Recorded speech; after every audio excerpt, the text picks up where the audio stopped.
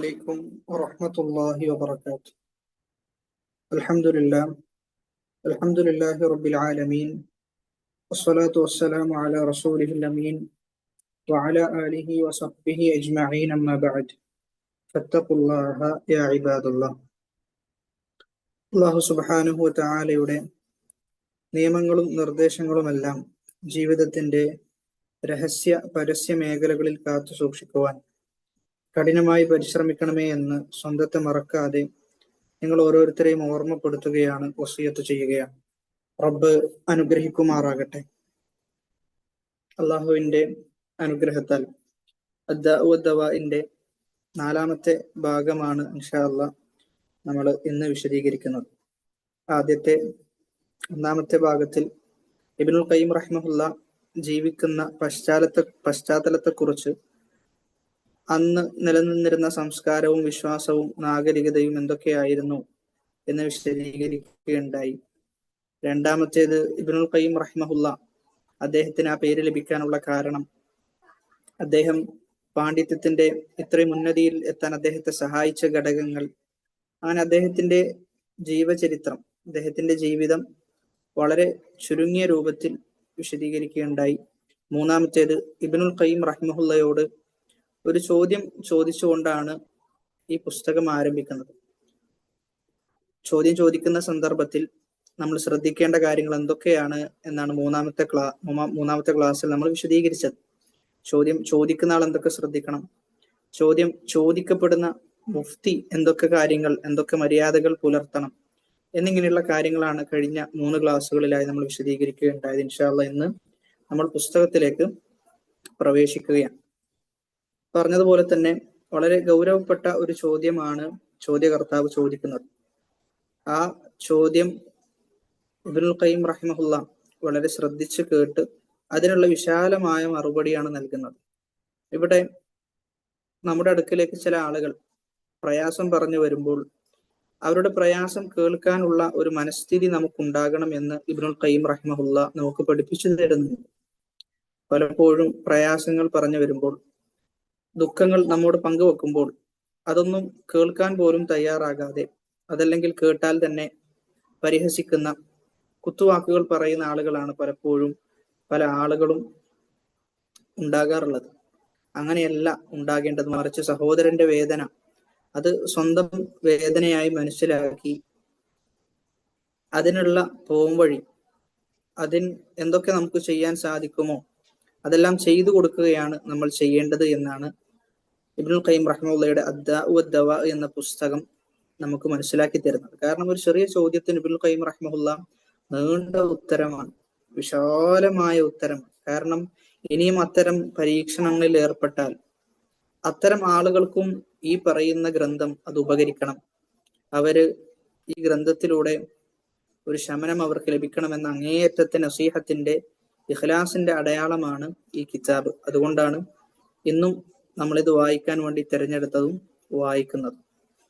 അങ്ങനെ ഇബ്നുൽ ഖയ്യിം റഹിമഹുല്ലാഹ് ഉത്തരത്തിലേക്ക് കടക്കുകയാണ്. ഫഅജാബ ശൈഖുൽ ഇമാമു അൽ ആലിമു ശൈഖുൽ ഇസ്ലാം മുഫ്തി അൽ ഫിറഖ് ശംസുദ്ദീൻ അബു അബ്ദില്ലാഹ് മുഹമ്മദ് ഇബ്നു അബി ബക്കർ ഇബ്നു അയ്യൂബ് ഇമാമുൽ മദ്രസ അൽ ജൗസിയ്യ ബിദിമഷ്ക് അൽ മഹ്റൂസ റളിയല്ലാഹു അൻഹു. അൽഹംദുലില്ലാഹ്. ثبت في صحيح البخاري من حديث أبي هريرة رضي الله عنه عن النبي صلى الله عليه وسلم أنه قال. ഹദീസ് പറഞ്ഞുകൊണ്ടാണ് ആരംഭിക്കുന്നത്. അള്ളാഹുവിനെ സ്തുതിക്കുന്നു. എന്നിട്ട് ഇമാം ബുഖാരി റഹിമഹുല്ല തന്റെ സ്വഹീഹിൽ ഉദ്ധരിച്ച ഒരു ഹദീസ് കൊണ്ടുവരാം.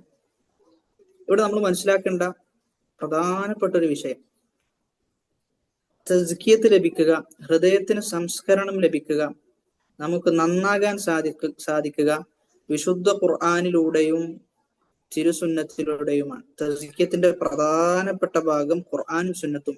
എത്ര കണ്ട് ഒരാൾ ഖുർആൻ കേൾക്കുന്നു അത്ര കണ്ട് അവന്റെ ജീവിതത്തിൽ മാറ്റങ്ങൾ ഉണ്ടാകും. എത്ര കണ്ട് ഹദീസുകൾ വായിക്കുകയും ഹദീസിന്റെ വിശദീകരണത്തിലേക്ക് ചെന്നുകൊണ്ട് അതിൽ നിന്ന് ഉൾക്കൊള്ളേണ്ട പാഠങ്ങൾ മനസ്സിലാക്കുകയും ചെയ്യുന്നുവോ അത്ര കണ്ട് ജീവിതം മാറി മറിയും. അതുകൊണ്ട് എപ്പോഴും നമുക്കൊരു മാറ്റം നമ്മൾ ആഗ്രഹിക്കുന്നുണ്ടെങ്കിൽ ഖുർആനിലേക്കും ഹദീസിലേക്കും മടങ്ങണം.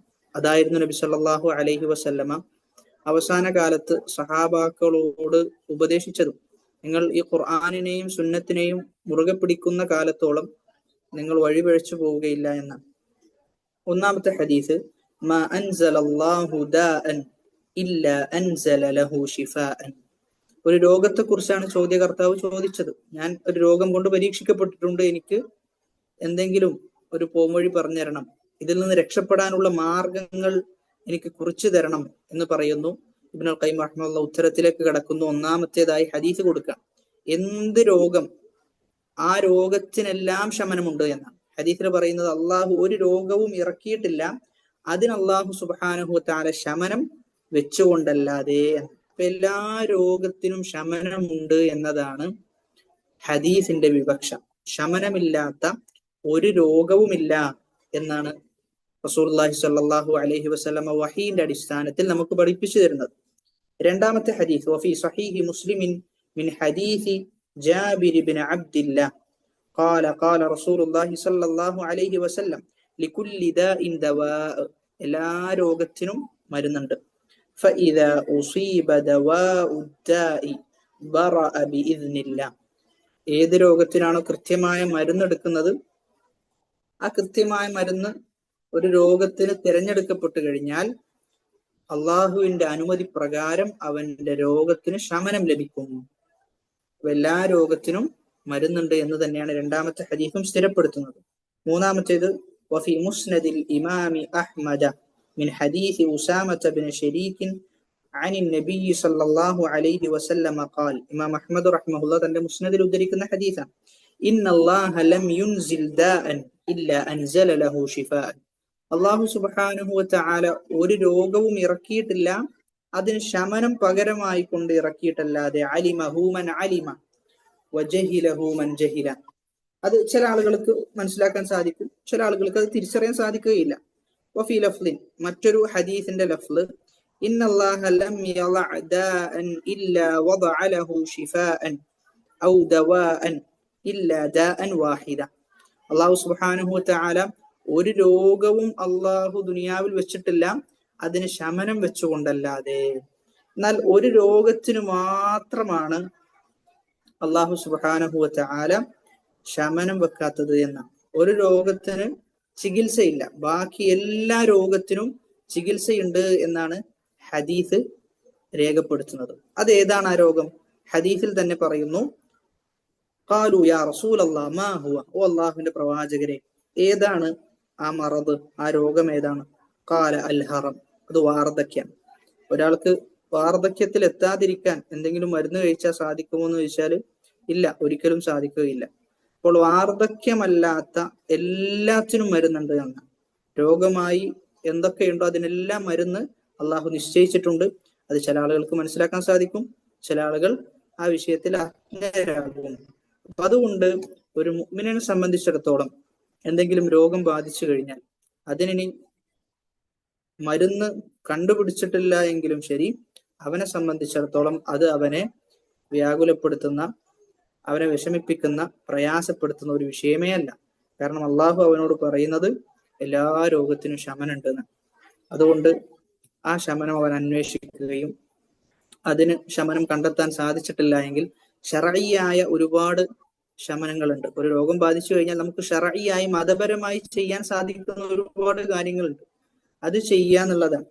അതാണ് അവനെ സംബന്ധിച്ചിടത്തോളം അവന് സാധിക്കുന്നത്.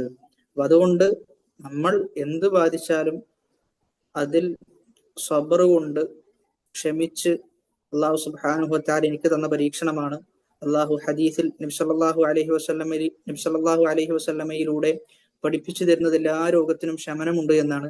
അതുകൊണ്ട് പ്രയാസപ്പെടേണ്ടതോ വിഷമിക്കേണ്ടതോ ആയ യാതൊരു കാര്യവുമില്ല എന്നവൻ അവന്റെ മനസ്സിനെ പറഞ്ഞ് ബോധ്യപ്പെടുത്തണം. എന്നിട്ട് ഈ 4 ഹദീസ് കൊണ്ടുവന്നതിന് ശേഷം ഇബ്നുൽ ഖയ്യിം റഹിമഹുല്ലാഹ് പറയാണ്, വഹാദാ യഉമ്മു അദ്വാഅൽ ഖൽബി വറൂഹി വൽ ബദൻ വഅദ്വിയതഹാ. അതായത് ഈ പറഞ്ഞ ദവാ എന്നുള്ളത്, എല്ലാ രോഗത്തിനും ശമനമുണ്ട് എന്ന് പറയുമ്പോൾ അത് എല്ലാ നിലക്കും, ഹൃദയങ്ങളുടെ രോഗങ്ങളാകട്ടെ, ഇനി നമ്മുടെ റൂഹിന് ബാധിക്കുന്ന രോഗമാകട്ടെ, ഇനി അതുമല്ല നമ്മുടെ ശരീരത്തിന് ബാധിക്കുന്ന രോഗങ്ങളാകട്ടെ എല്ലാത്തിനും ശമനമുണ്ട് എന്നാണ്. ശമനമില്ലാത്തതായി ഒന്നുമില്ല, ഒരു രോഗവുമില്ല. അതുകൊണ്ട് ഹൃദയത്തിന് ബാധിക്കുന്ന രോഗങ്ങൾ, ശരീരത്തിന് ബാധിക്കുന്ന രോഗങ്ങൾ, റൂഹിന് ബാധിക്കുന്ന രോഗങ്ങൾ എല്ലാത്തിനും മരുന്നുണ്ട്, എല്ലാത്തിനും ശമനമുണ്ട് എന്നാണ് റസൂലുള്ളാഹി സ്വല്ലല്ലാഹു അലൈഹി വസല്ലം നമുക്ക് പഠിപ്പിച്ചിരുന്നത്. وقد جعل النبي صلى الله عليه وسلم الجهل داء وجعل دواءه سؤال العلماء. അപ്പൊ ഇവിടെ ചോദ്യകർത്താവിന്റെ ചോദ്യത്തെ സമാധാനപ്പെടുത്തുന്ന ഒരു ശൈലിയാണ്. ഇനി എന്ത് ചെയ്യണ്ട, പ്രയാസപ്പെടണ്ട. ചോദ്യകർത്താവ് ചോദിച്ചത് എന്താ? ഞാൻ വളരെ അപകടം പിടിച്ച രോഗത്തിലാണ് അകപ്പെട്ടു പോയിട്ടുള്ളത്, എനിക്ക് രക്ഷപ്പെടാൻ സാധിക്കുന്നില്ല, എങ്ങനെയെങ്കിലും എന്നെ ഒന്ന് രക്ഷപ്പെടുത്തി തരണം. അപ്പൊ ഇബ്നുൽ ഖയ്യിം റഹിമഹുല്ലാഹ് നബി സല്ലല്ലാഹു അലൈഹി വസല്ലം എന്താണ് ആ വിഷയത്തിൽ പറഞ്ഞത് എന്ന് പറഞ്ഞു കൊടുക്കുക.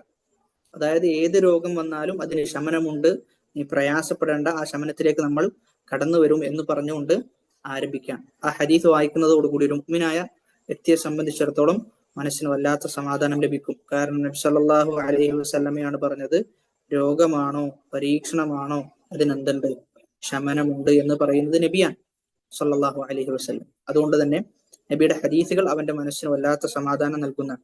وقد جعل النبي صلى الله عليه وسلم الجهل داء وجعل دواءه سؤال العلماء.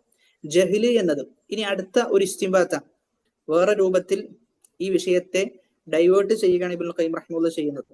അതായത് രോഗത്തെക്കുറിച്ചും ശമനത്തെക്കുറിച്ചും നമ്മൾ പറഞ്ഞു. ജഹ്ല് എന്നത് അറിവില്ലായ്മ എന്നതും ഒരു രോഗമാണെന്ന്. ഒരാൾക്ക് കാര്യങ്ങൾ അറിയില്ല എന്നത് ഒരു രോഗമാണ്. എന്നാൽ അതിന്റെ ഷിഫ, അതിനുള്ള ശമനം ഉലമാക്കളോട് ചോദിച്ച് കാര്യങ്ങൾ മനസ്സിലാക്കുക എന്നതിലൂടെ അറിവില്ലായ്മ എന്ന ആ രോഗത്തിന് ശമനം ലഭിക്കുന്ന. ഇതിന് തെളിവായി ഇബ്നുൽ ഖയ്യിം റഹിമഹുല്ലാഹ് കൊടുക്കുന്നത് ഇമാം അബൂ ദാവൂദ് റഹിമഹുല്ലാഹ് തന്റെ സുനനിൽ ഉദ്ധരിച്ച സഹാബിയായ ജാബിർ ഇബ്നു അബ്ദില്ലാഹ് റളിയല്ലാഹു അൻഹു ഉദ്ധരിക്കുന്ന ഹദീസാണ്. അദ്ദേഹം പറയുന്നത്, ഖറജ്നാ ഫീ സഫരി, ഞങ്ങളൊരു യാത്ര പോകാൻ, ഫഅസാബ റജുലൻ മിന്നാ ഹജർ ഫശജ്ജഹു ഫീ റഅസിഹി. അങ്ങനെ ഒരാൾക്ക് തലയിൽ മുറിവ് സംഭവിച്ചു, എന്നിട്ട് അദ്ദേഹത്തിന് സ്വപ്നസ്ഖലനം ഉണ്ടായി. ശേഷം അദ്ദേഹത്തിന്റെ കൂട്ടുകാരോട്, അസ്ഹാബുകളോട് ചോദിക്കുകയാണ്, ഹൽ തജിദൂന ലീ റുഖ്സതൻ ഫി തയമ്മും.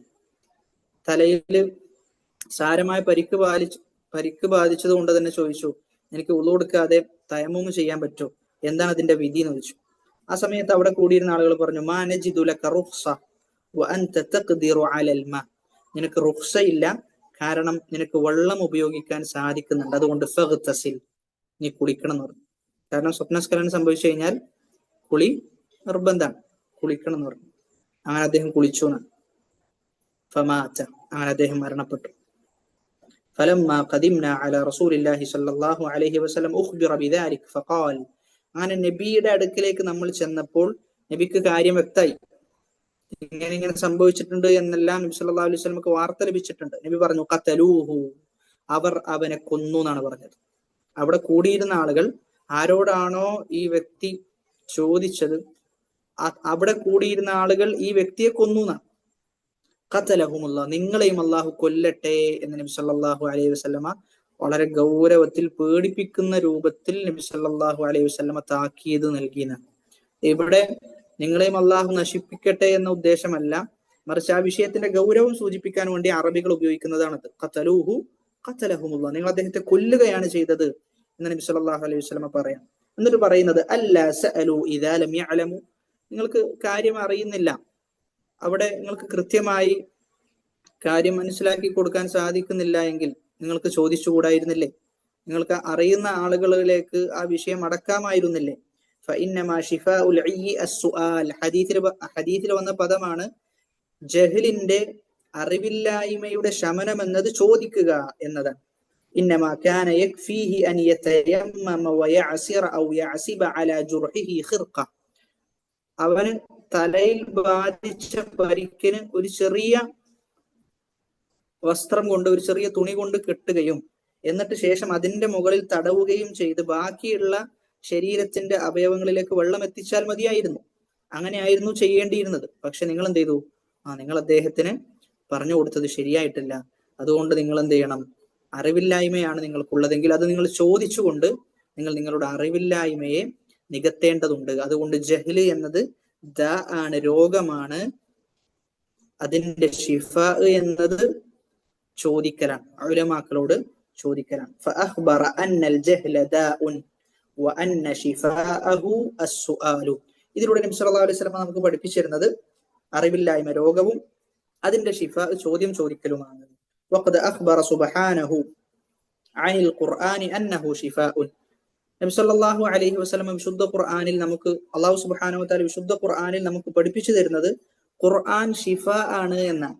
സൂറത്തുൽ ഫുസ്സിലത്തിലെ 44-ാമത്തെ ആയത്താണ്. ഖുൽ ഹുവ ലില്ലദീന ആമനൂ ഹുദൻ വശിഫാ. വിശുദ്ധ ഖുർആൻ എന്നത് സന്മാർഗമാണ്, ഷിഫയുമാണ്. നക്കിറയായിട്ടാണ് പ്രയോഗിച്ചിട്ടുള്ളത്, അലിഫ്ലാം ഇല്ലാതെയാണ് പ്രയോഗിച്ചിട്ടുള്ളത്. അത് പൂർണ്ണമായും ഷിഫയാണ്. ഖുർആൻ പൂർണ്ണമായും ഷിഫയാണ്. ആ ഷിഫ എല്ലാ തലത്തിലും ഷിഫ ആണ്. എല്ലാ തലത്തിലും നമുക്ക് ശാരീരികമായ എന്തെങ്കിലും രോഗം ബാധിച്ചു കഴിഞ്ഞാൽ ഖുർആനിലൂടെ ശമനം ലഭിക്കും. മാനസികമായിട്ട് എന്തെങ്കിലും രോഗം ബാധിച്ചു കഴിഞ്ഞാൽ ഖുർആനിലൂടെ ശമനം ലഭിക്കും. അതുകൊണ്ടാണ് ഷിഫ ഉൻ എന്ന് നക്കിറയായി പ്രയോഗിച്ചിട്ടുള്ളത്.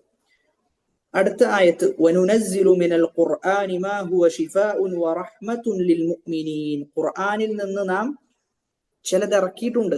ഖുർആൻ നാം ഇറക്കിയത് എന്തിനു വേണ്ടിയിട്ടാണ്? ഷിഫ ആയിക്കൊണ്ടാണ്, റഹ്മത്ത് ആയിക്കൊണ്ടാണ്. ആർക്ക്? മുഅ്മിനീങ്ങൾക്ക് എന്ന് അല്ലാഹു സുബ്ഹാനഹു വ തആല പറയാം. ഫലം യുൻസിലില്ലാഹു സുബ്ഹാനഹു മിനസ് സമാഇ ശിഫാഅൻ ഖത്തു അഅമ്മു വലാ അൻഫഉ വലാ അഅ്ളമു വലാ അൻജഉ ഫീ ഇസാലത്തി ദാഇ മിനൽ ഖുർആൻ. ഇബ്നുൽ ഖയ്യിം റഹിമഹുല്ലാഹ് ഈ ആയത്തുകളൊക്കെ കൊടുത്തതിന് ശേഷം പറയാം, ഖുർആൻ ഹൃദയത്തിനുള്ള ശമനമാണ്. നമുക്ക് അറിവില്ലായ്മയുണ്ട്, നമുക്ക് സംശയമുണ്ട്, നമുക്ക് എന്തെങ്കിലും മനസ്സിൽ എന്തെങ്കിലും ബാക്കിയായി പോയ ചില ശുബഹത്തുകളുണ്ട്. എല്ലാത്തിനുമുള്ള സംശയം, എല്ലാത്തിനുമുള്ള ശമനം അത് വിശുദ്ധ ഖുർആനാണ്. അല്ലാഹു സുബ്ഹാനഹു വ തആല ആകാശത്തിന്റെ ചുവട്ടിൽ ശമനമായി ഇറക്കിയതിൽ ഏറ്റവും ഉപകാരപ്രദമായതും ഏറ്റവും എഫക്റ്റീവായതും സ്വാധീനമുണ്ടാക്കുന്നതും അത് വിശുദ്ധ ഖുർആനാണ് എന്ന് ഇബ്നുൽ ഖയ്യിം റഹിമഹുല്ലാഹ് ഈ ആയത്ത് വെച്ചിട്ട് നമുക്ക് പഠിപ്പിച്ചു തരാം. അപ്പൊ അതുകൊണ്ട് തന്നെ ഈ ആയത്തുകളൊക്കെ കേൾക്കുമ്പോൾ നമ്മൾ മനസ്സിലാക്കേണ്ടത് ഇത് വലിയ അനുഗ്രഹമാണ്. വിശുദ്ധ ഖുർആൻ എന്നത് വലിയ അനുഗ്രഹമായിട്ടാണ് നമ്മൾ കാണേണ്ടത്. ഒരിക്കലും ചെയ്യരുത് അതിനെ ചെറുതായി കാണുന്ന ഒരവസ്ഥാവിശേഷം നമുക്കുണ്ടാകരുത്. അത് നമുക്കുള്ള ഷിഫ ആണ്. അതുകൊണ്ട് എന്തെങ്കിലും മനസ്സിൽ എന്തെങ്കിലും പ്രയാസം ഉണ്ടാകുമ്പോൾ എന്ത് ചെയ്യുക? ഖുർആൻ എടുത്ത് മറിച്ച് ഓതുക എന്നുള്ളതാണ്. അതല്ല എങ്കിൽ ഖുർആൻ കേൾക്കുക എന്നത് വലിയ സ്വാധീനം നമ്മുടെ ജീവിതത്തിൽ ഉണ്ടാക്കും. വഖദ് സബത ഫി സ്വഹീഹൈനി മിൻ ഹദീസ് അബി സഈദ് ഖാല. എന്നിട്ട് ഇവിടെ ഖുർആൻ ഷിഫയാണെന്ന് പറഞ്ഞു. അപ്പൊ ആദ്യം എല്ലാ രോഗത്തിനും ശമനം ഉണ്ടെന്ന് പറഞ്ഞു. എന്നിട്ട് ശമനത്തിൽ ഏതാണ് ഏറ്റവും ഉന്നതമായ ഷിഫ നൽകുന്നത്?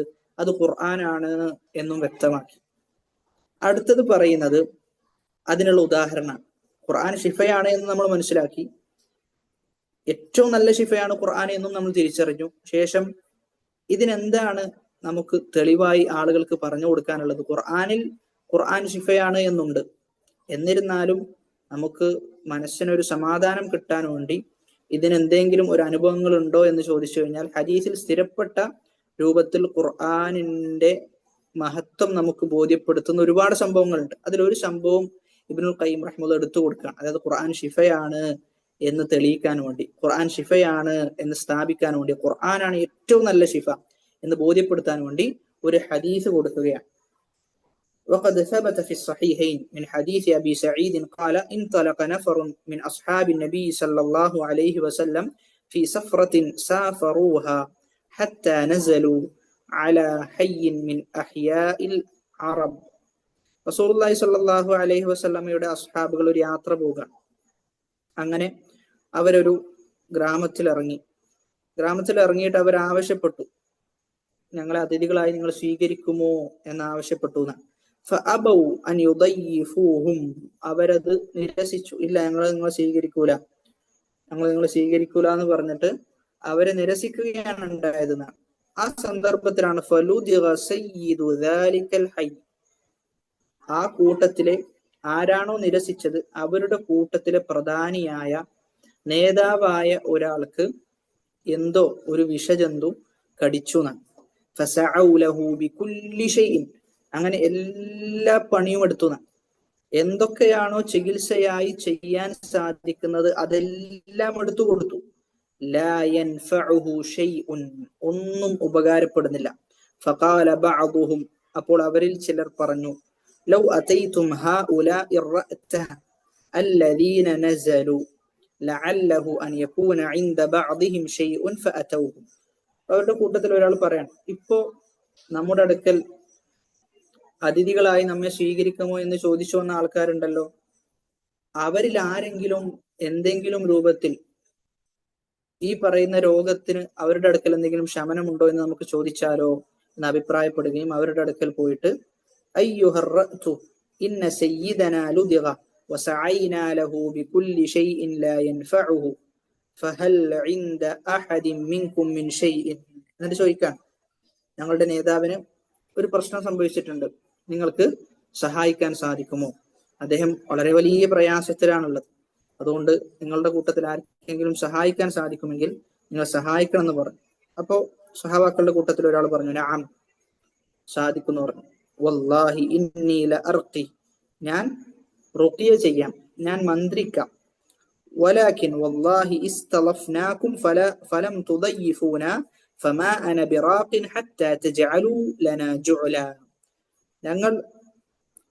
നിങ്ങളോട് അതിഥികൾ ആയി ഞങ്ങളെ സ്വീകരിക്കുമോ എന്ന് ആവശ്യപ്പെട്ടിരുന്നു, പക്ഷെ നിങ്ങൾ അത് നിരസിച്ചിരുന്നു.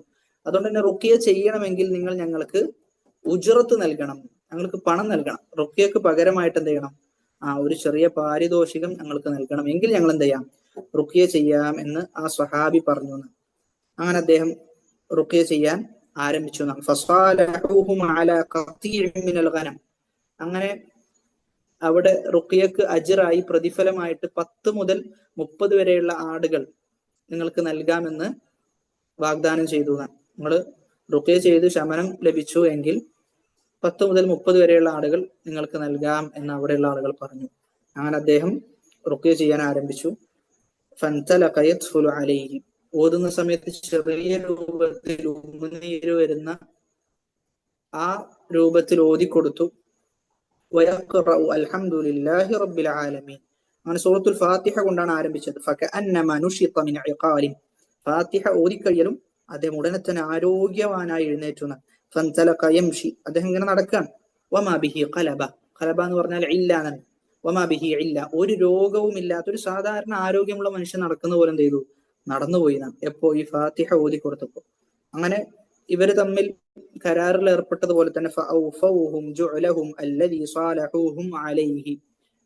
അവര് എന്താണോ ആവശ്യപ്പെട്ടത് ആ ആടുകളൊക്കെ അവർക്ക് കൊടുത്തു. ഫഖാല ബഅദുഹും, അങ്ങനെ സഹാബാക്കളുടെ കൂട്ടത്തിലുള്ള ചില ആളുകൾ പറഞ്ഞു, ഇഖ്തസിമു, നിങ്ങൾ എന്ത് ചെയ്യും? ഇത് വീതിക്ക്. ഫഖാല അല്ലദീ റഖ, അപ്പൊ റുഖിയ ചെയ്ത ആള് പറഞ്ഞു, ലാ നഫ്അലു ഹത്താ നഅതിയ നബിയ സല്ലല്ലാഹു അലൈഹി വസല്ലം, ഇല്ല, അങ്ങനൊന്നും ചെയ്യൂല. നബി സല്ലല്ലാഹു അലൈഹി വസല്ലമ ഇപ്പൊ ഇവിടെ വരണം, നബി വന്നു കഴിഞ്ഞാലേ ഇത് നമ്മൾ വീതിക്കുള്ളൂ. നബി സല്ലല്ലാഹു അലൈഹി വസല്ലമ വരാതെ ഇത് വീതിക്കുകയില്ല എന്ന് പറഞ്ഞു. ഫനദ്കുറു ലഹു അല്ലദീ കാന, എന്താണോ സംഭവിച്ചത് അത് നബിയോട് പറഞ്ഞു കൊടുത്തു. ഫനൻദുറു ബിമാ യഅ്മുറുന, നബി എന്താണോ ഇതൊക്കെ കേട്ടിട്ട് നബി പറയുന്നത്, എന്നിട്ട് നമുക്കൊരു തീരുമാനം എടുക്കാന്ന് പറഞ്ഞു. ഫഖദിമു അലാ റസൂലില്ലാഹി സ്വല്ലല്ലാഹു അലൈഹി വസല്ലം ഫദക്കറു ലഹു ദാലിക, അങ്ങനെ നബിയുടെ അടുക്കൽ പോയി ഈ വിഷയങ്ങളൊക്കെ പറഞ്ഞു. ഇങ്ങനെയാണ് സംഭവങ്ങൾ, ഞങ്ങൾ ജുഅല ആവശ്യപ്പെട്ടിരുന്നു, അവര് ആ ജുഅല ഞങ്ങൾക്ക് തന്നു, ഇനി എന്താണ് ഞങ്ങൾ ചെയ്യേണ്ടത്? അപ്പൊ നബി അത്ഭുതത്തോടു കൂടി ചോദിച്ചതാണ് ആ സ്വഹാബിയോട്, വമാ യുദ്രീക അന്നഹാ റുഖിയ, ഇത് റുഖിയയാണ് എന്ന് നീ എങ്ങനെയാണ് മനസ്സിലാക്കിയത്? ഇത് റുഖിയയാണ് എന്ന അറിവ് നിനക്ക് എവിടുന്നാണ് കിട്ടിയത് എന്നുള്ളത് തഅജ്ജുബോട് കൂടി ചോദിച്ചു എന്നാണ്. ഹദീസ് വിശദീകരിക്കുന്നിടത്ത് ഉലമാക്കൾ പറയുന്നുണ്ട്, തഅജ്ജുബിന്റെ സീഗയാണത് എന്ന്. അതായത് നബി സല്ലല്ലാഹു അലൈഹി വസല്ലമക്ക് അറിയാഞ്ഞിട്ടല്ല, പക്ഷെ നബി അത്ഭുതത്തിൽ നബി ചോദിക്കാൻ. സുമ്മ ഖാല ഖദ് അസബ്തു, എന്നിട്ട് നബി തന്നെ പറഞ്ഞു, നീ ചെയ്തത് ശരിയാണ്.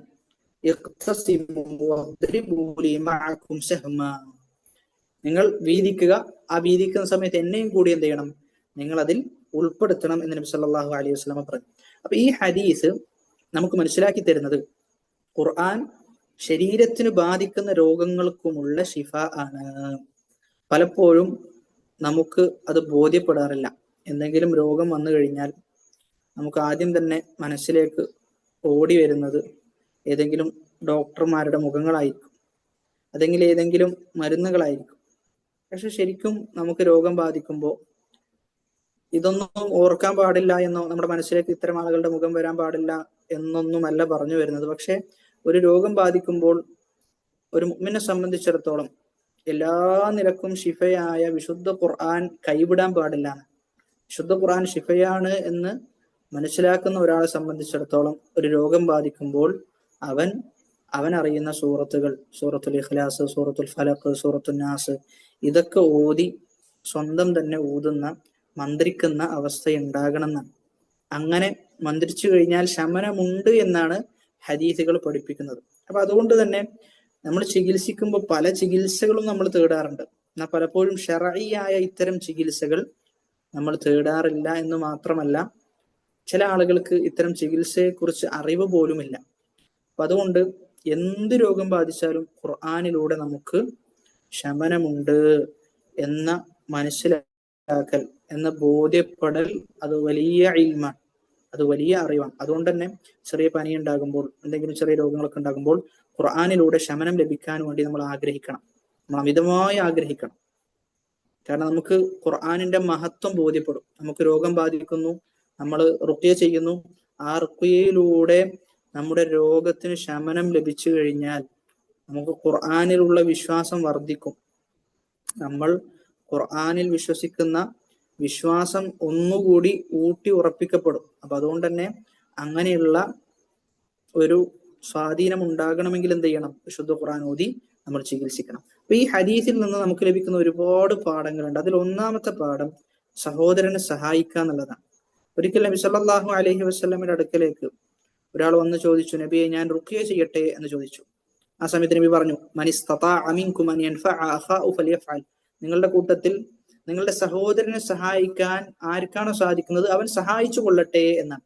അപ്പൊ റുഖ്യ എന്ന് പറയുമ്പോൾ അത് നമ്മുടെ സഹോദരനെ സഹായിക്കലാണ്. അവൻ അനുഭവിക്കുന്ന ആ രോഗത്തിൽ നിന്ന് അവനെ കരകയറ്റാൻ വേണ്ടി പരിശ്രമിക്കലാണ്. അതുകൊണ്ട് സഹോദരനെ സഹായിക്കുക എന്നത് റുഖ്യയിൽ ഉൾപ്പെടുന്നുണ്ട്. ഒരു സഹോദരനെ നമ്മൾ സഹായിക്കുന്ന സന്ദർഭത്തിലെല്ലാം അള്ളാഹു നമ്മെ സഹായിച്ചു കൊണ്ടിരിക്കും എന്ന ഹദീസും കൂടി നമ്മൾ ഇതിനോട് ചേർത്ത് മനസ്സിലാക്കണം. രണ്ടാമത്തേത്, റുഖ്യ എന്ന് പറയുമ്പോൾ അതിന് ചില ഷർത്തുകളുണ്ട്. ആ ഷർത്തുകൾ എന്തൊക്കെയാണെന്നുള്ളത് ഹാഫിദ് ഹക്കമി റഹിമഹുല്ല അദ്ദേഹം പറയുന്നത്, അർറുഖ ലാ തജൂസു ഇല്ലാ ബിജ്തിമാഇ സലാസതി ശുറൂതി. 3 ഷർത്തുകൾ യോജിച്ചാലല്ലാതെ റുഖ്യ അനുവദനീയമല്ല. ഫഇദ ഇജ്തമഅത് ഫീഹാ കാനത് റുഖ്യതൻ ശർഇയ്യ. 3 ഷർത്തുകൾ, നിബന്ധനകൾ പാലിക്കപ്പെട്ടു കഴിഞ്ഞാൽ അത് ശർഇയ്യായ റുഖ്യയാണ്. വഇൻ ഇഖ്തല്ല മിൻഹാ ശൈഉൻ കാന ബിളിദ്ദി ദാലിക്. ഇനി അങ്ങനെയല്ല, അതിലെന്തെങ്കിലും ഒരു റുക്ന് നഷ്ടപ്പെട്ടാൽ, ഒരു ഷർത്ത് നഷ്ടപ്പെട്ടാൽ അത് ശർഇയ്യായ റുഖ്യയിൽ നിന്ന് മാറി ബിദ്ഇയായ, മംനൂആയ, വിരോധിക്കപ്പെട്ട റുഖ്യയുടെ ഗണത്തിലാണ് ഉൾപ്പെടുക. അൽ അവ്വൽ, അതിൽ ഒന്നാമത്തേത്, അൻ തകൂന മിനൽ കിതാബി വസ്സുന്ന ഫലാ തജൂസു മിൻ ഗൈരിഹിമാ. ഖുർആനിൽ നിന്നും സുന്നത്തിൽ നിന്നുമാവുക. റുഖ്യ ചെയ്യുന്നത് ഒന്നുകിൽ ഖുർആൻ കൊണ്ടായിരിക്കണം, അല്ലെങ്കിൽ സുന്നത്ത് കൊണ്ടായിരിക്കണം. ഇതല്ലാത്തത് കൊണ്ട് റുഖ്യ ചെയ്യരുതെന്നാണ്. രണ്ടാമത്തേത്, അൻ തകൂന ബിൽ ലുഗത്തിൽ അറബിയ്യ. അറബി ഭാഷ കൊണ്ടായിരിക്കുക. മഹ്ഫൂദതൻ അൽഫാദുഹാ മഫ്ഹൂമതൻ മആനീഹ. അറബി ഭാഷയിലാകുക എന്ന് പറയുമ്പോൾ അതിന്റെ ലഫ്ളുകൾ നമുക്ക് മനസ്സിലാക്കാൻ പറ്റണം, അതിന്റെ അർത്ഥങ്ങൾ നമുക്ക് തിരിച്ചറിയാൻ പറ്റണം. ഫലാ യജൂസു തഗ്യീറുഹാ ഇലാ ലിസാനിൻ ആഖർ. മറ്റൊരു ഭാഷയിലേക്ക് മാറ്റം വരുത്താൻ പാടില്ല. അറബി ഭാഷയിലാകണം. ആ അറബി തന്നെ നമുക്ക് മനസ്സിലാകുന്നതാകണം, അക്ഷരങ്ങൾ തിരിയുന്നതാകണം, ആശയങ്ങൾ തിരിച്ചറിയാൻ പറ്റുന്നതാകണം. അല്ലാത്ത രൂപത്തിൽ റുഖ്യ ചെയ്തു കഴിഞ്ഞാൽ അത് റുഖ്യ വിരോധിക്കപ്പെട്ട ഗണത്തിൽ ഉൾപ്പെടും. മൂന്നാമത്തേത്, അൻ യഅതഖിദ അന്നഹാ സബബുൻ മിനൽ അസ്ബാബ് ലാ തഅസീറ ലഹാ ഇല്ലാ ബിഇസ്നില്ലാഹി അസ്സ വജല്ല ഫലാ യഅതഖിദു അൻ നഫഅ ഫീഹാ ലിദാതിഹാ ബൽ ഫിഅലു റുഖ്യ ഫിഅലു റാഖി അസ്സബബ് വല്ലാഹു ഹുവൽ മുസബ്ബിബു ഇദാ ശാഅ. മൂന്നാമത്തേത്, റുഖ്യ ചെയ്യുമ്പോൾ റുഖ്യ ഒരു കാരണം മാത്രം. റുഖ്യ എന്നത് കാരണം മാത്രമാണ്. ഷിഫ നൽകുന്നത് അള്ളാഹുവാണ്. അള്ളാഹു ഉദ്ദേശിച്ചാലേ നമുക്ക് ശമനം ലഭിക്കുകയുള്ളൂ. റുഖ്യ ചെയ്യുന്ന ആൾ വെറും ഒരു കാരണക്കാരൻ മാത്രം. അള്ളാഹു സുബ്ഹാനഹു വ തആലയാണ് എല്ലാം ശമനത്തിന്റെയും കാരണക്കാരൻ. പ്രാർത്ഥനയിൽ ഒരു രോഗിയെ കാണുമ്പോൾ നമ്മൾ പ്രാർത്ഥിക്കുന്നത് തന്നെയാണ്, അദ്ഹിബിൽ ബഅസ റബ്ബൻ നാസി ഇശ്ഫി അൻത ശാഫി ലാ ശിഫാഉക ഇല്ലാ ശിഫാഅൻ ലാ യുഗാദിറു സഖമ. എല്ലാ ഷിഫാവും ലാ ഷിഫാ ഇല്ലാ ഷിഫാഉക, നിന്റെ ഷിഫ അല്ലാതെ മറ്റൊരു ഷിഫയില്ലാന്ന്. അപ്പോ രോഗത്തിന് ശമനം അള്ളാഹുലൂടെയാണ്. അതുകൊണ്ട് തന്നെ രോഗം ബാധിച്ചു കഴിഞ്ഞാൽ എനിക്ക് അള്ളാഹ് എന്റെ രോഗം ഷിഫയാക്കി തരും എന്ന വിശ്വാസം ഒരാൾക്ക് ഭയങ്കര സമാധാനം നൽകുന്ന വിശ്വാസമാണ്. അതുകൊണ്ട് എന്ത് മരുന്ന് കഴിച്ചാലും എന്ത് കാരണങ്ങൾ സ്വീകരിച്ചാലും അള്ളാഹു ഓന്റെ രോഗം ഷിഫയാകണം എന്ന് വിധിച്ചിട്ടില്ല എങ്കിൽ ഓന്റെ രോഗം ഷിഫയാകൂല. അപ്പൊ അതുകൊണ്ട് ഒരു പാവപ്പെട്ടവനെ സംബന്ധിച്ചിടത്തോളം അവനക്ക് വ്യക്തമാണ്, പണക്കാരനായ ഡോക്ടർ ആകട്ടെ സാധാരണക്കാരനായ ഡോക്ടർ ആകട്ടെ, ഇനി ഗവൺമെന്റ് സെക്ടറിൽ ജോലിയെടുക്കുന്ന ഡോക്ടർ ആകട്ടെ പ്രൈവറ്റ് സെക്ടറിൽ ജോലിയെടുക്കുന്ന ഡോക്ടർ ആകട്ടെ, ആരെടുത്ത് പോയി കഴിഞ്ഞാലും ഇവരൊക്കെ കാരണക്കാർ മാത്രമാണ്. ഏറ്റവും നല്ല ചികിത്സ സ്വീകരിക്കുക എന്നുള്ളതാണ്. എനിക്ക് എന്താണോ സാധിക്കുന്നത് ആ ചികിത്സ സ്വീകരിക്കും, ബാക്കിയൊക്കെ തവക്കൽതു അലല്ലാഹ്, അള്ളാഹുൽ തവക്കുൽ ചെയ്ത് മുന്നോട്ട് പോകുക എന്നുള്ളതാണ് ഒരു ഈമാനുള്ള വ്യക്തി വിശ്വസിക്കേണ്ടത്. അതുകൊണ്ട് തന്നെ അവനെ സംബന്ധിച്ചിടത്തോളം ഏതെങ്കിലും രൂപത്തിൽ പ്രയാസം അനുഭവിച്ച് നല്ലൊരു ഹോസ്പിറ്റലിലേക്ക് ഒന്നും കൊണ്ടുപോകാൻ സാധിച്ചിട്ടില്ല, അവന്റെ കഴിവിന്റെ പരമാവധി ഒരു ചെറിയ ഹോസ്പിറ്റലിലേക്കാണ് കൊണ്ടുപോകാൻ സാധിച്ചതെങ്കിൽ പോലും ഈമാൻ ഉണ്ടോ അവൻക്കത് മതിയാകും എന്നുള്ളതാണ്. കാരണം അവന്റെ വിശ്വാസം എന്താ, അള്ളാഹുവാണ് ഷാഫി, ഷിഫ നൽകുന്നവൻ അള്ളാഹുവാണ്. ഫഇദാ മരിദ്തു ഫഹുവ യശ്ഫീൻ, എനിക്ക് രോഗം ബാധിച്ചു കഴിഞ്ഞാൽ എനിക്ക് ഷിഫ നൽകുന്നവൻ അവനാണ് എന്നാണ്, അള്ളാഹുവാണ്. അപ്പൊ അതുകൊണ്ട് തന്നെ അവനെ സംബന്ധിച്ചിടത്തോളം നല്ല റാഹത്തായിരിക്കും അവനുണ്ടാകുക. ഈ 3 ഷർത്തുകൾ റുഖിയയിൽ യോജിച്ചു വരണം, എങ്കിൽ മാത്രമേ റുഖിയ അനുവദനീയമാവുകയുള്ളൂ. മൂന്നാമത്തേത്, ഈ ഹദീസിൽ നിന്ന് നമുക്ക് ലഭിക്കുന്ന പാഠം റുഖിയക്ക് പണം സ്വീകരിക്കുന്നതിൽ കുഴപ്പമില്ല എന്നാണ്. പക്ഷേ ഇന്ന് ചില ആളുകൾ ഈ റുഖിയ ഒരു ജോലിയായി കണ്ട് അങ്ങനെ ഇതിലൂടെ ആളുകളെ ചൂഷണം ചെയ്യുന്ന ഒരു അവസ്ഥാവിശേഷമുണ്ട്. അതൊരിക്കലും ശരിയല്ല, അതൊരിക്കലും പ്രൊമോട്ട് ചെയ്യാൻ പാടില്ല. ഷെയ്ഖ് അബ്ദുൾ റസാഖ് അൽ ബദർ ഹഫിളഹുല്ലാ അദ്ദാഉ വദ്ദവാ എന്ന ഗ്രന്ഥം വിശദീകരിക്കുന്നിടത്ത് എടുത്തു പറയുന്നുണ്ട്, സലഫുകളിൽ നിന്ന് ആരെയും നമുക്ക് റുഖിയക്ക് വേണ്ടി ഒരു സ്ഥാപനം തുടങ്ങി ഞാൻ റുഖിയ ചെയ്യുന്നുണ്ട് നിങ്ങളൊക്കെ വരണം എന്ന രൂപത്തിൽ പ്രൊമോട്ട് ചെയ്യുന്ന ഒരു സംഭവങ്ങളും നമുക്ക് കാണിക്കാൻ പറ്റൂല. അപ്പൊ അതുകൊണ്ട് തന്നെ ഈ റുഖിയയെ ഒരു പണത്തിന്റെ ഒരു സമ്പാദ്യത്തിന്റെ വഴിയായി സ്വീകരിച്ച് ആളുകളെ ചൂഷണം ചെയ്യുന്ന, ഭയങ്കര അമിതമായ പണം വാങ്ങുന്ന ഒരവസ്ഥ ഒരിക്കലും ഉണ്ടാകാൻ പാടില്ല എന്നാണ്. അത് നമ്മൾ ദീനെ വിറ്റ് കാശാക്കുന്നതിലാണ് ഉൾപ്പെടുക. അപ്പൊ അതുകൊണ്ട് തന്നെ അങ്ങനെ ആളുകളെ ചൂഷണം ചെയ്യുന്ന ഒരു അവസ്ഥ ഉണ്ടാകരുത്. മറിച്ച് ഓതിക്കൊടുത്തു, കുറച്ചൊക്കെ പ്രയാസം നമ്മൾ സഹിച്ചിട്ടുണ്ട് എങ്കിൽ എത്രയാണോ നമുക്ക് മതിയാകുന്നത് ആ രൂപത്തിൽ സ്വീകരിക്കുക എന്നുള്ളതാണ്. അമിതമായ നിരക്ക് ഇതിൽ നമ്മൾ സ്വീകരിക്കുക എന്നുള്ളത് ഒരിക്കലും ശരിയല്ല, അത് പ്രൊമോട്ട് ചെയ്യപ്പെടേണ്ടതുമല്ല. ഇവിടെ സഹാബി എന്ത് ചെയ്തിട്ടുണ്ട്, സ്വീകരിച്ചിട്ടുണ്ട്. അത് എന്തല്ല, ആളുകളെ ചൂഷണം ചെയ്യുന്ന രൂപത്തിലല്ല എന്നുള്ളതാണ്. അതുകൊണ്ട് ആളുകളെ ചൂഷണം ചെയ്യുന്നതാണോ അല്ലേ എന്നുള്ളത് സ്വന്തത്തോട് ചോദിച്ചാൽ തന്നെ അത് വ്യക്തമാകും. അതുകൊണ്ട് നമ്മുടെ നിയ്യത്തിൽ സത്യസന്ധത ഉണ്ടാകണം. ആളുകളുടെ പണമല്ല ഉദ്ദേശം, നമുക്ക് ആളുകളെ സഹായിക്കുക എന്നുള്ള ഉദ്ദേശത്തിലാണ് നമ്മൾ ഈ കാര്യങ്ങളൊക്കെ ചെയ്യേണ്ടത്. വലാ യംബഗി ലിൽ മുസ്ലിമി അൻ യകൂന ഹമ്മുഹു അൽ മാൽ, അവന്റെ ലക്ഷ്യം ധനമായി മാറരുത്. വൽ അസ്ലു അന്നഹു യർഖി അൽ മരീദ് വയൻഫുസു അലൈഹി വലാ ബഅസ അൻ യൻഫുസ ഫിൽ മാ എന്നിങ്ങനെ പറഞ്ഞിട്ടെന്ന് പറയാം. വഹാദാ ലഹു അൻ യഖുദ അലൈഹി ഉജ്റതൻ മഅഖൂല, കുറച്ചൊക്കെ അറിയപ്പെട്ട ഉജ്റത്ത് എന്തെയ്യാം, സ്വീകരിക്കാം. അമ്മാ മാ യഫ്അലുഹു ബഅദു നാസ് മിൻ കൗനിഹി യജ്അലുഹാ ഹിർഫതൻ വതിജാറ, പക്ഷെ ഇതൊക്കെ ഒരു കച്ചവടമാക്കി മാറ്റുക എന്നുള്ളത് അതൊരിക്കലും യോജിച്ചതല്ല, അത് സലഫുകൾക്ക് പരിചയമില്ലാത്തതാണ്. അതുകൊണ്ട് നമ്മൾ ശ്രദ്ധിക്കണം, വളരെയധികം വലിയ ശ്രദ്ധ നമുക്ക് ഉണ്ടാകണം. നമ്മൾ സ്വന്തത്തിന് തന്നെ നമ്മൾ റുഖിയ ചെയ്യുക എന്നുള്ളതാണ്. ചില ആളുകൾക്കൊക്കെ നമുക്ക് തന്നെ ഓതാൻ പറ്റുന്ന കാര്യങ്ങളായിരിക്കും. ഓതാ എന്നുള്ളത് വളരെ എളുപ്പമുള്ള വിഷയമാണ്. നമുക്ക് തന്നെ നമ്മുടെ മേൽ ഓതുക എന്നുള്ളത് വളരെ എളുപ്പമുള്ളതാണ്. അതുകൊണ്ട് എന്ത് ചെയ്യേണ്ട, നമ്മൾ ഒരുപാട് റാഖിമാരെ തേടി പോകേണ്ട ആവശ്യമില്ല. പ്രത്യേകിച്ചും ഈ കാലഘട്ടത്തിൽ റാഖിമാര് എന്നൊക്കെ പറയുമ്പോൾ നല്ല ശുദ്ധരായ റാഖിമാർ വളരെ തുച്ഛാണ്. അധിക റാഖിമാരും ജനങ്ങളുടെ, പ്രത്യേകിച്ച് നമ്മുടെ നാട്ടിലുള്ളതൊക്കെ ജനങ്ങളുടെ പല രൂപത്തിൽ അവരുടെ ദീനിനെ തകർത്ത് കളയുന്ന ആളുകളാണ് പല റാഖിമാരും. അപ്പൊ അതുകൊണ്ട് തന്നെ നല്ല ശ്രദ്ധ ഉണ്ടാകണം. റാഖിമാരിലൂടെ ദീനിൽ നിന്ന് തന്നെ പുറത്തു പോകുന്ന അവസ്ഥാവിശേഷം വരെ ഉണ്ടാകാറുണ്ട്. അതുകൊണ്ട് നല്ല ശ്രദ്ധ നമുക്ക് വേണം. നമ്മൾ തന്നെ നമുക്ക് ഓതിക്കൊടുക്കുക എന്നുള്ളതാണ് ഏറ്റവും നല്ലത്. അതാണ് തവക്കുലിന്റെ ഏറ്റവും പൂർണ്ണമായ രൂപം. ഇനി നമുക്ക് ഓതാൻ സാധിക്കുന്നില്ല, നമുക്ക് ഭയങ്കര പ്രയാസമുണ്ട് എങ്കിൽ അറിയപ്പെടുന്ന നല്ല സ്വലാഹിയത്തുള്ള, അള്ളാഹുവിനെ സൂക്ഷിക്കുന്ന, സുന്നത്തും ദീനും ഒക്കെ കൃത്യമായി പാലിച്ചുകൊണ്ട് ജീവിക്കുന്ന ഒരാളുടെ അടുക്കൽ പോയി റുഖ്യ ചെയ്യുക എന്നുള്ളതാണ്. അല്ലാതെ പ്രശസ്തിയുണ്ട് എന്ന അദ്ദേഹത്തിന്റെ വിശ്വാസമോ അദ്ദേഹത്തിന്റെ ശൈലിയോ ഒന്നും അറിയില്ല, അങ്ങനെയുള്ള ഒരാളുടെ അടുത്തേക്ക് എന്ത് ചെയ്യേണ്ടതില്ല, നമ്മൾ പോകേണ്ടതില്ല എന്നുള്ളതാണ്. മറ്റൊരു പാഠം ഈ ഹദീസിൽ നിന്ന് നമുക്ക് ലഭിക്കുന്നത്, അതായത് നാലാമത്തെ പാഠം, ഫാത്തിഹ കൊണ്ട് ചികിത്സിക്കുക എന്നതിന്റെ പ്രാധാന്യമാണ്. സൂറത്തുൽ ഫാത്തിഹക്ക് അങ്ങേയറ്റത്തെ പ്രാധാന്യമുണ്ട്. ആ പ്രാധാന്യം നമുക്കിതിൽ നിന്ന് ബോധ്യപ്പെടും എന്നുള്ളതാണ്. സൂറത്തുൽ ഫാത്തിഹയുടെ പ്രാധാന്യത്തെ ബോധ്യപ്പെടുത്തുന്നതാണ്. സൂറത്തുൽ ഫാത്തിഹക്ക് ഒരുപാട് പേരുകൾ ഉന്നയിക്കപ്പെട്ടിട്ടുണ്ട്, ഒരുപാട് പേരുകൾ സൂറത്തുൽ ഫാത്തിഹക്കുണ്ട്. ആ സൂറത്തുൽ ഫാത്തിഹയുടെ പേരുകൾ തന്നെ എന്ത് ചെയ്യാണ്, സൂറത്തുൽ ഫാത്തിഹയുടെ പ്രാധാന്യത്തെയാണ് ബോധ്യപ്പെടുന്നത്. ഉലമാക്കൾ പറയാറുണ്ട് കെസ്റത്തുൽ മുസമ്മ, ഒരുപാട് പേരുകൾ ഉണ്ട് എന്നത് ആ കാര്യത്തിന്റെ പ്രാധാന്യത്തെയാണ് നമുക്ക് സൂചിപ്പിക്കുന്നത്. അള്ളാഹു സുബ്ഹാനഹു വ തആലക്ക് ഒരുപാട് പേരുകളുണ്ട്. എന്തുകൊണ്ടാണ് ഒരുപാട് പേരുള്ളത്? അള്ളാഹുവിന്റെ മഹത്വം കൊണ്ടാണ്. അപ്പൊ അതുകൊണ്ട് കെസ്റത്തുൽ മുസമ്മ, ഒരു കാര്യത്തിന് ഒരുപാട് പേരുണ്ട് എന്നുള്ളത് അത് അതിന്റെ കുറവിനെയല്ല സൂചിപ്പിക്കുക, അത് അതിന്റെ പോസിറ്റീവായ അതിന്റെ മഹത്വത്തെയാണ് സൂചിപ്പിക്കുക. എന്നിട്ട് ഈ ഹദീസ് കൊടുത്തതിന് ശേഷം ഇബ്നുൽ ഖയ്യിം റഹിമഹുല്ലാഹ് പറയാണ്, ഫഖദ് അസ്സറ ഹാദ ദവാഹു ഫീ ഹാദ ദാഇ വഅസാലഹു ഹത്താ കഅൻ ലം യകുൻ വഹുവ അസ്അലു ദവാഇൻ വഅയ്സറുഹു. ഇതാണ് ഏറ്റവും എളുപ്പമുള്ള, ഏറ്റവും സ്വാധീനം ഉണ്ടാക്കുന്ന മരുന്ന്. വലൗ അഹ്സനൽ അബ്ദു അത്തദാവി ബിൽ ഫാത്തിഹ ലറആ ലഹാ തഅസീറൻ അജീബൻ ഫിശ്ശിഫ.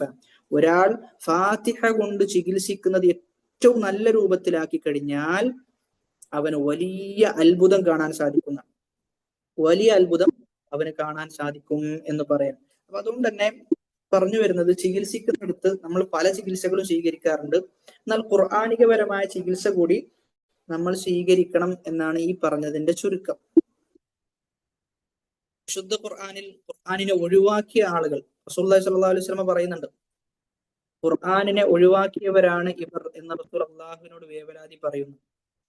ആ ആയത്തിനെ വിശദീകരിക്കുന്നിടത്ത് ചില മുഫസ്സിരീങ്ങൾ പറയുന്നത്, ഖുർആൻ കൊണ്ട് ചികിത്സിക്കാതിരിക്കുക എന്നതും ഖുർആനിനെ ഒഴിവാക്കുന്നതിന് തുല്യമാണ്. ഖുർആൻ കൊണ്ട് ചികിത്സിക്കാതിരിക്കുക എന്നുള്ളത് ഖുർആനിനെ ഒഴിവാക്കുന്നതിന് തുല്യമാണ്. അതുകൊണ്ട് നമ്മൾ ഇത്തരം കാര്യങ്ങൾ കേട്ടുപോകാതെ പ്രയാസം വരുമ്പോൾ ഖുർആൻ മറിച്ച് കുറച്ചൊക്കെ ഖുർആൻ ഓതി, അല്ലെങ്കിൽ നമ്മൾ തന്നെ ഓതി ഊതുന്ന ഒരവസ്ഥ ഉണ്ടാകണം. എങ്കിൽ മാത്രമേ നമുക്ക് ഖുർആനിന്റെ മഹത്വം, ഖുർആൻ ഷിഫയാണ് എന്നതിന്റെ യഖീൻ നമുക്ക് ബോധ്യപ്പെടുള്ളൂ. നമുക്കിപ്പോൾ ഇൽമുൽ യഖീൻ ഉണ്ട്, ഖുർആൻ ഷിഫയാണ് എന്ന ഇൽമു നമുക്കുണ്ട്, എന്നാൽ അത് നമുക്ക് ബോധ്യപ്പെടുക എന്നുള്ള, തിരിച്ചറിയുക എന്നുള്ളത്, അനുഭവിച്ചറിയുക എന്നുള്ള ഇൽമു പല ആളുകൾക്കും കുറവാണ്. അത് ഉണ്ടായി കഴിഞ്ഞാൽ നമുക്ക് ഖുർആനിനോടുള്ള മഹബത്ത് വർദ്ധിക്കും. അപ്പൊ അതുകൊണ്ട് അങ്ങനെ ഉണ്ടാകണമെങ്കിൽ ചില ഷർത്തുകളുണ്ട്. എല്ലാ ആളുകളും ഖുർആൻ ഓതിക്കഴിഞ്ഞാൽ അങ്ങനെ ഷിഫ ഉണ്ടാകണമെന്നില്ല. മറിച്ച് ഉണ്ടാകണമെങ്കിൽ ആ ഓതുന്ന ആള് എന്ത് വിശ്വാസത്തിൽ ഓതണം എന്നിങ്ങനെയുള്ള ഒരുപാട് കാര്യങ്ങൾ ശേഷം ഇബ്നുൽ ഖയ്യിം റഹിമഹുല്ലാഹ് പറയുന്നുണ്ട്. അപ്പൊ അതൊക്കെ പാലിച്ചു കഴിഞ്ഞ് ആ രൂപത്തിൽ ഓതുമ്പോഴാണ് ഏറ്റവും കൂടുതൽ ഉപകരിക്കുക. ഒരിക്കൽ മുത്തർരിഫ് ഇബ്നു ഷഖീർ റഹിമഹുല്ലാഹ് അദ്ദേഹം ഒരു രോഗിയെ സന്ദർശിക്കാൻ പോയിരുന്നു. അപ്പൊ അദ്ദേഹം പറഞ്ഞു, ഫഖാലൽ മരീദു ലഹു ഉദ്ഉലി. രോഗി പറഞ്ഞതാണ്, നമ്മൾ സാധാരണ സന്ദർശിക്കാനൊക്കെ പോകുന്ന സമയത്ത് രോഗികൾ പറയും, എനിക്ക് വേണ്ടി പ്രാർത്ഥിക്കണം കേട്ടോ. പ്രത്യേകിച്ചും ഒരു നല്ല ഒരു മനുഷ്യനാണ് അദ്ദേഹത്തെ കാണാൻ വരുന്നതെങ്കിൽ എന്തായാലും പറയും, നിങ്ങൾ എന്തായാലും നിങ്ങളുടെ പ്രാർത്ഥനയിൽ എന്നെ ഉൾപ്പെടുത്തണം. അങ്ങനെ മുത്തരിഫ് ഇബ്നു ഷഖീർ രോഗിയെ സന്ദർശിക്കാൻ പോയപ്പോൾ ഇതേപോലെ അദ്ദേഹത്തോട് പറഞ്ഞു, എനിക്ക് വേണ്ടി നിങ്ങൾ പ്രാർത്ഥിക്കണം, നിങ്ങൾ ദുആ ചെയ്യണം. ആ സമയത്ത് മുത്തരിഫ് റഹിമഹുല്ലാഹ് പറഞ്ഞതാണ്, ഉദ്ഉ ലിനഫ്സി, നീ നിന്റെ നഫ്സിന് വേണ്ടി നീ തന്നെ പ്രാർത്ഥിക്കുക.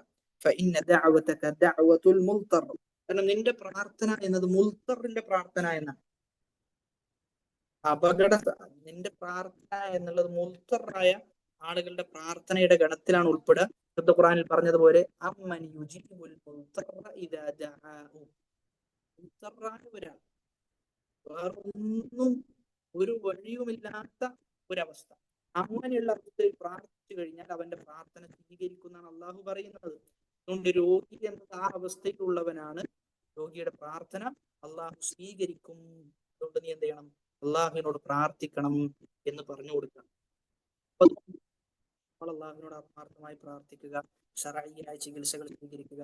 അതോടൊപ്പം തന്നെ ദുനിയാവിൽ എന്തൊരു ചികിത്സയാണോ വെച്ചിട്ടുള്ളത് അതുകൂടി രേഖപ്പെടുത്തുകയും വേണമെന്നുള്ളതാണ്. ഇതാണ് ഇൻഷാ അല്ലാഹ് നമുക്ക് ഈ ക്ലാസ്സിൽ സൂചിപ്പിക്കാനുള്ളത്. ഇതിന് ശേഷം പറയുന്നത്, നമ്മൾ ഇത്തരം ചികിത്സകൾ നടത്തുമ്പോൾ, ശർഈ ചികിത്സകൾ നടത്തുമ്പോൾ ശ്രദ്ധിക്കേണ്ട കാര്യങ്ങൾ. ഒരു ഭൗതിക ചികിത്സ നടത്തുമ്പോൾ ഒരുപാട് കാര്യങ്ങൾ ശ്രദ്ധിച്ചുകൊണ്ടാണ് ഡോക്ടർമാർ എന്ത് ചെയ്യാറുള്ളത്, ഭൗതികമായ ചികിത്സ നടത്താറുള്ളത്. പറയാം, അവർ ഉപയോഗിക്കുന്ന സൂചി പോലും അത് ഒരാൾക്ക് ഉപയോഗിച്ചത് അടുത്ത ആൾക്ക് ഉപയോഗിക്കാൻ പാടില്ല. അത് എടുക്കുന്നിടത്ത് ഒക്കെ ഭയങ്കര സൂക്ഷ്മത പുലർത്താം.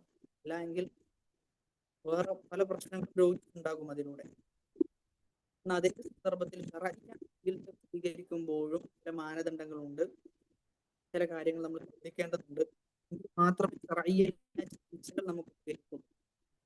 ഇൻഷാ അല്ലാഹ് എന്തൊക്കെ കാര്യങ്ങളാണ് ശർഈ ചികിത്സകൾ ചെയ്യുന്ന സന്ദർഭത്തിൽ ശ്രദ്ധിക്കേണ്ടത് എന്നുള്ളത് ഇന്നത്തെ ക്ലാസ്സിൽ നമുക്ക് വിശാലമായി പറയേണ്ട ഒരു വിഷയമാണ്. അല്ലാഹു സുബ്ഹാനഹു വ തആല കാര്യങ്ങൾ കൃത്യമായി ഗ്രഹിക്കുവാനും ജീവിതത്തിൽ പ്രാവർത്തികമാക്കുവാനുമുള്ള തൗഫീഖ് നമുക്ക് പ്രദാനം ചെയ്യുമാറാകട്ടെ. ആഖിറു ദഅ്വാനാ അൽഹംദുലില്ലാഹി റബ്ബിൽ ആലമീൻ. അസ്സലാമു അലൈക്കും വറഹ്മത്തുള്ളാഹി